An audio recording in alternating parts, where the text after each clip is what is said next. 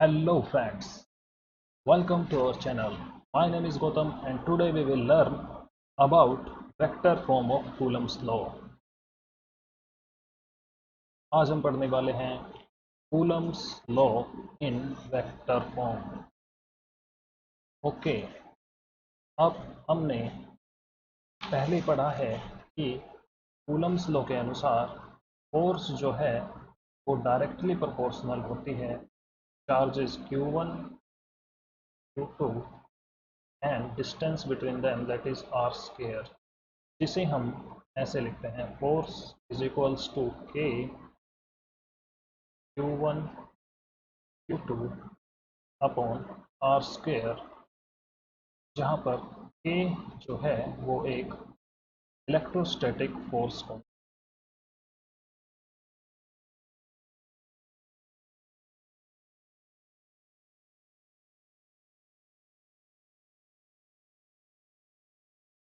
Okay. अब जैसा कि हम जानते हैं फोर्स जो है एक वेक्टर क्वांटिटी है, मीन्स इसके पास डायरेक्शन है और मैग्नीट्यूड है। अब चलिए हम कूलम्स लॉ को भी वेक्टर फॉर्म में लिखने का प्रयास करते हैं।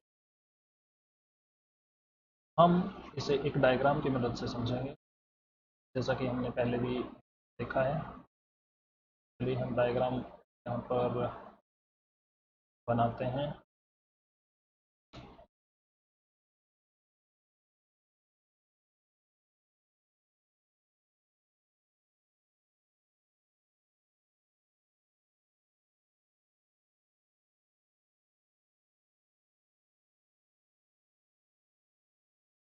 Just wait.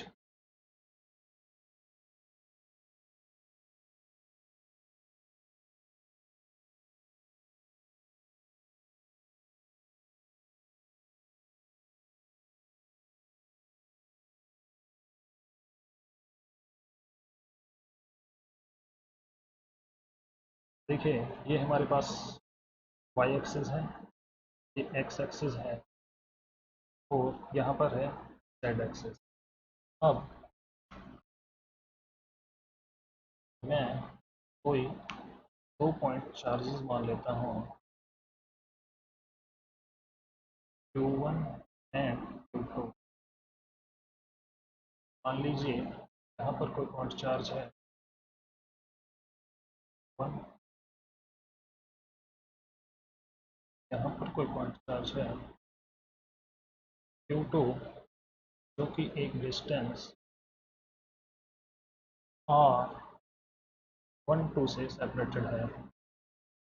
ओके, अब यहाँ पर जो फोर्स है वो होगी Q1। देखेंगे ये कैसे है, Q1 कैसे लिख रहे हैं, और ये होगी F12।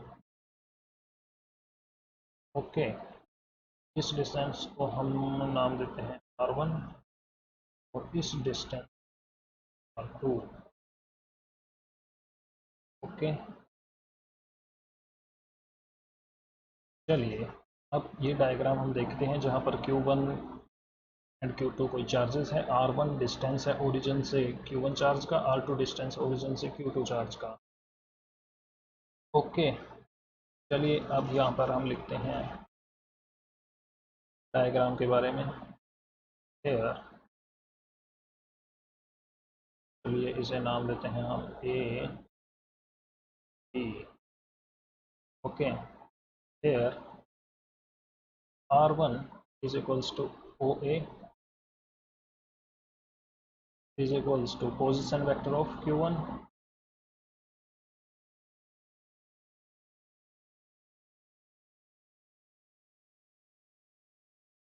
similarly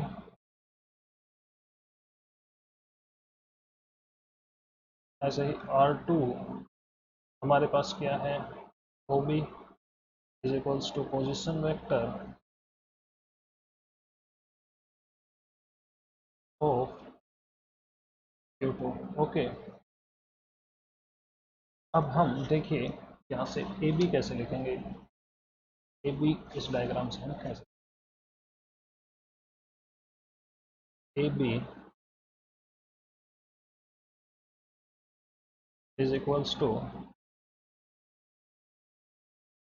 R12 which is equals to R2 minus R1. Okay, देखिए यहाँ पर हमने क्या लिखा, ए बी। ए बी जो है R12, ओके, क्योंकि R2 माइनस R1 है। ओके, ऐसे ही हम बी ए लिखेंगे। बी ए क्या होगा, R21 जो कि होगा R1 माइनस R2। चलिए लिखते हैं। अब हम लिखते हैं बी ए जो कि है R21 R1 माइनस 2। ओके, अब हम इन्हीं के साथ साथ इनके यूनिट वेक्टर भी लिखेंगे। यूनिट वेक्टर क्या होता है,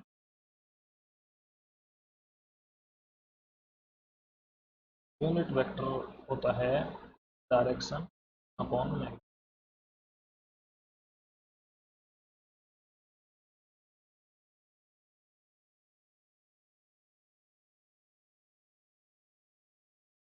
ओके, तो चलिए हम R12 यूनिट वेक्टर देखते हैं। देखिए R12 unit vector is equals to, direction क्या होगी हमारे पास इसकी, R12, और मैग्नीट्यूड क्या होगा इसका, R12। ऐसे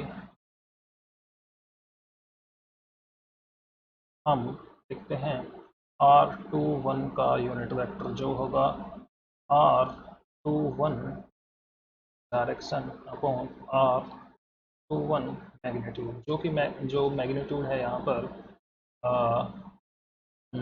जैसे कि R12 का जो मैग्नीट्यूड है हमारे पास इज इक्वल्स टू R12 ही होगा, और R21 का मैग्नीट्यूड हमारे पास R21 ही होगा। ओके, तो अब फोर्स देखिए, फोर्स कैसे लिखेंगे हम यहाँ से।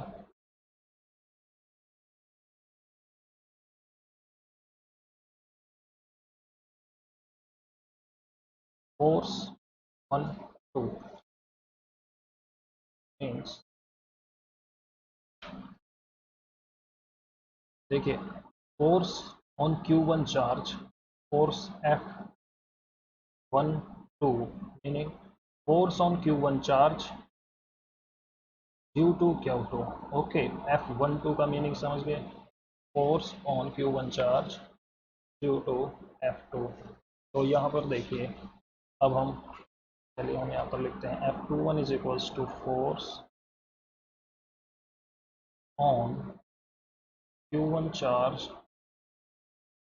Due to Q2।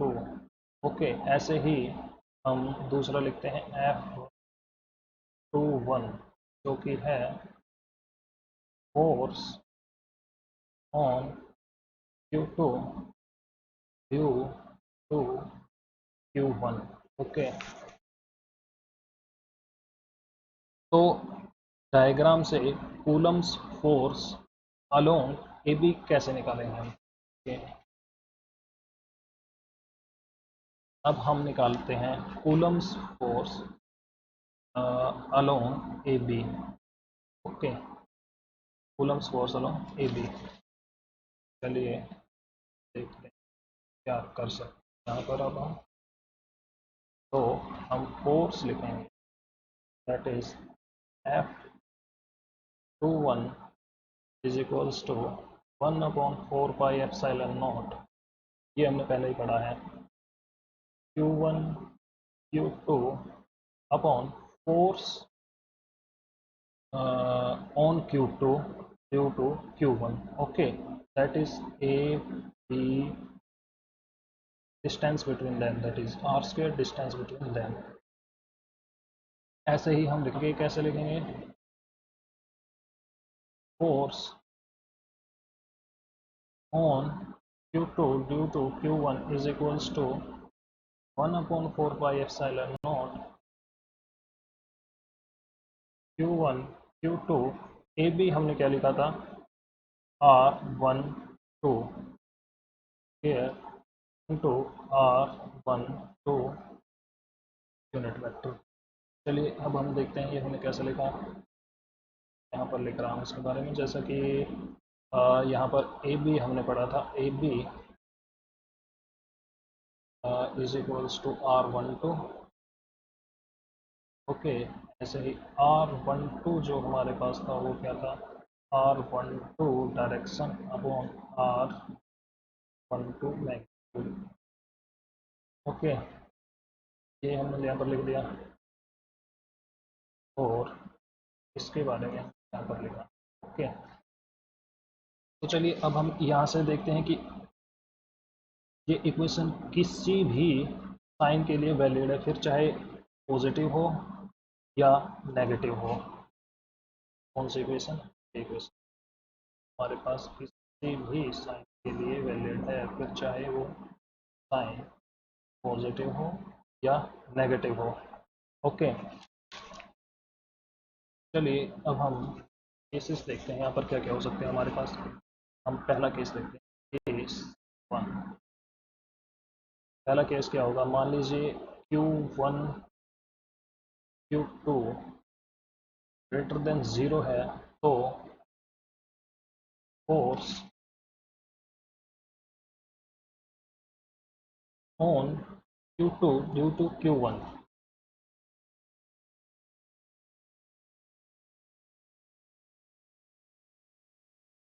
हमारे पास क्या होगा, इज अलोंग R12। ओके, तो ये क्या डिनोट करता है, रिपल्सन ऑफ लाइक चार्ज।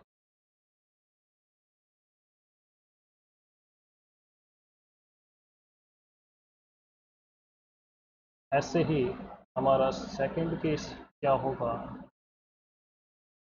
यदि Q1 Q2 लेस देन हो 0 से, तो force on Q1 due to Q2 is along -R12। अब इसके बारे में हम लिखते हैं,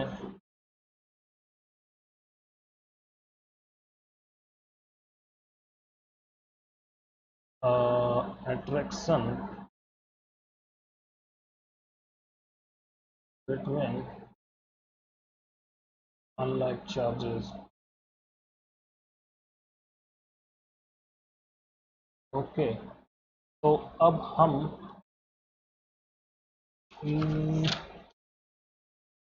F12 निकालेंगे, F12। तो देखिए जैसा कि अभी हमने पढ़ा कि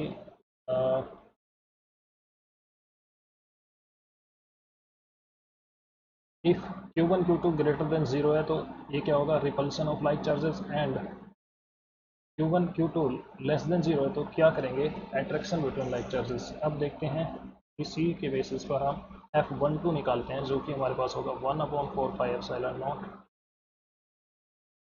Q1 Q2 upon R12 square, तो R 21,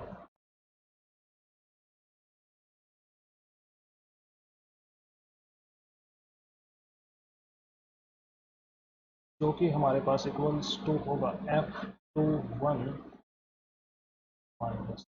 ओके, तो यहाँ से हमने देखा कि फोर्स जो Q1 पर Q2 की वजह से है, Q1 पर Q2 की वजह से जो फोर्स है हमारे पास, वो बराबर है फोर्स जो Q2 पर Q1 की वजह से है। तो हम कह सकते हैं कि कूलम्स लॉ न्यूटन के थर्ड नियम को फॉलो करता है।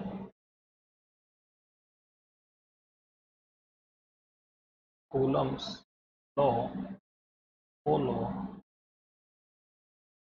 Newton's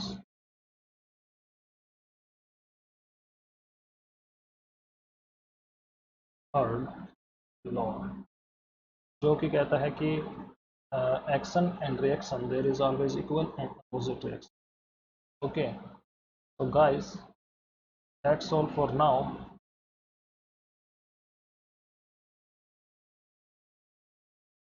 We will continue in our next video. Thank you.